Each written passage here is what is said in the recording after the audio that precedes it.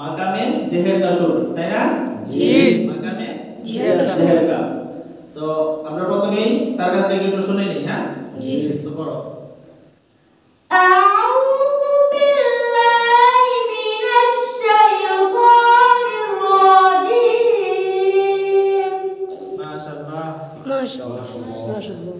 বিসমিল্লাহির রহমানির রহিম। মাশাআল্লাহ, অনেক সুন্দর হয়েছে, তাই না? জি। তো প্রথম অবস্থায় হয়ে যাবে না, ঠিক আছে? সবারই চেষ্টা করতে হবে, ঠিক আছে? যখন আমি এখানে একটু পড়াইলাম, তোমরা যদি পরবর্তীতে এটা টাইনা করো তাহলে কিন্তু হবে না, ঠিক আছে? তোমাদেরও কি পরবর্তীতে একা একা যখন থাকো তখন তোমাদের কি একা একা টাই করতে হবে, তাহলেই যে কোনো লাহান, মাকামে জেহেরকা বলো, মাকামে হিজাজ, আরব যে বিভিন্ন ধরনের লাহান আছে সবগুলাই কি আনা সম্ভব।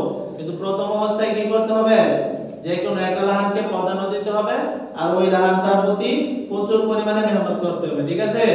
তোমরা থাকবে? জি, ইনশাআল্লাহ। ঠিক আছে।